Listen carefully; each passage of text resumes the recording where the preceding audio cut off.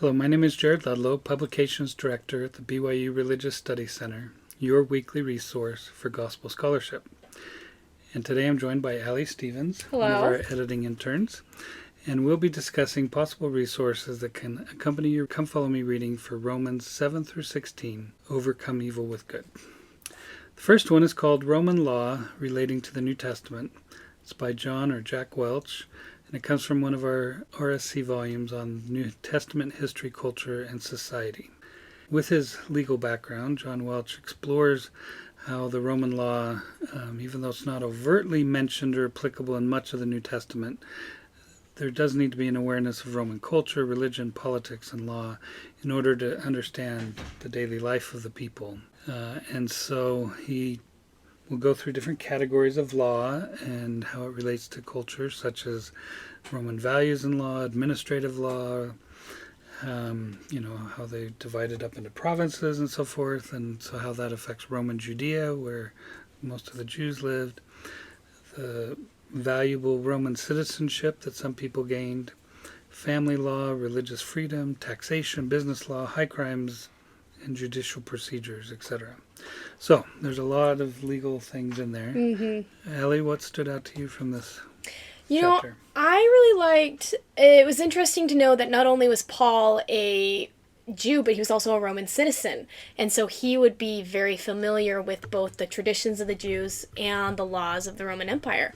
I really liked one moment where he highlighted the idea of the Roman Empire had a lot of slaves. And so when Paul in Romans chapter 7 says, I am carnal, sold under sin, this would have a very distinct meaning and draw very specific imagery to the Romans who is writing to. And I think having an understanding of the audience that Paul was writing to helps color his epistles in new light and really enhance our understanding of them. Good. Yeah, very good.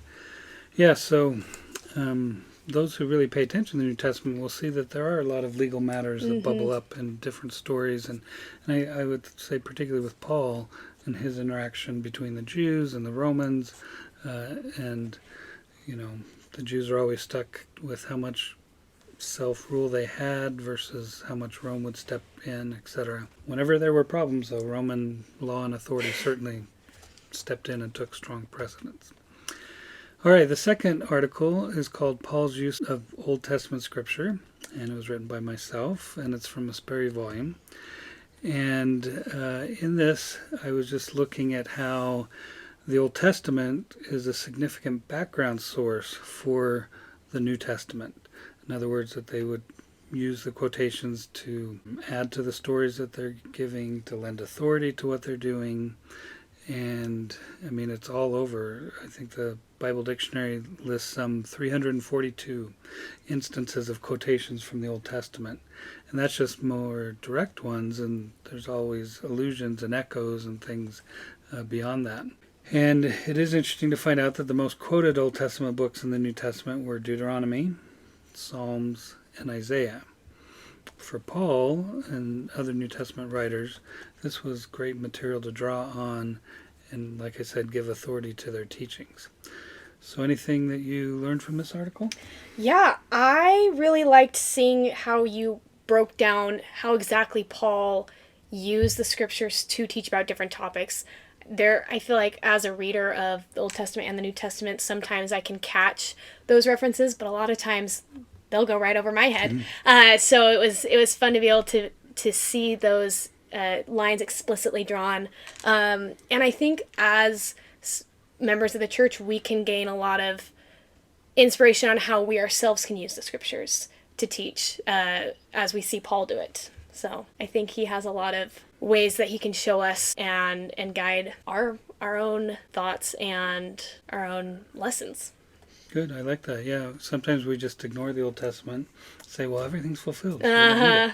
But no, Paul's trying to show that there's a lot of concepts and doctrines that were still relevant and that he drew upon.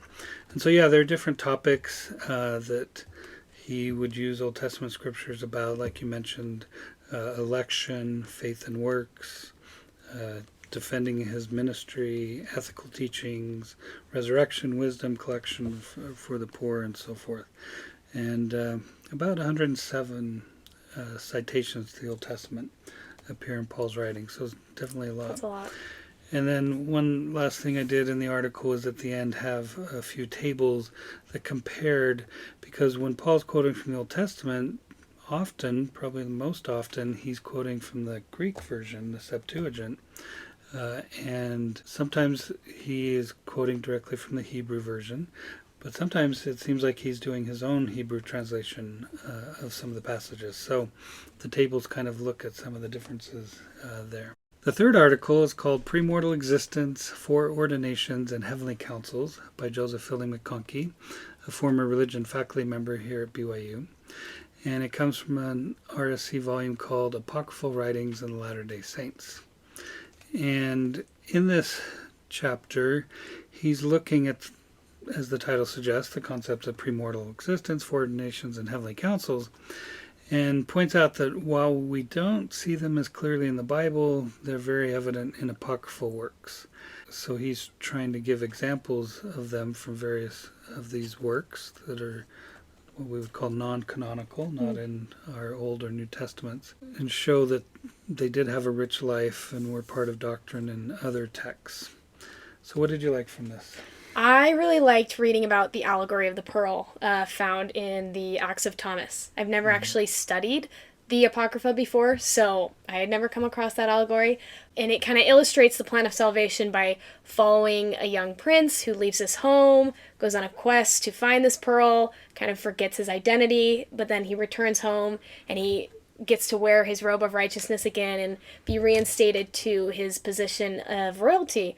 And so it was really interesting to see these references to the premortal life, both in our canonical Bible and in the Apocrypha, and try and be a little more perceptive as I'm reading the Bible to look out for those instances. Good, yeah. Great summary of that important allegory there. And, he's makes the point that these doctrines were part of the theology of the ancient saints, and as such are a necessary part of the promised restoration of all things.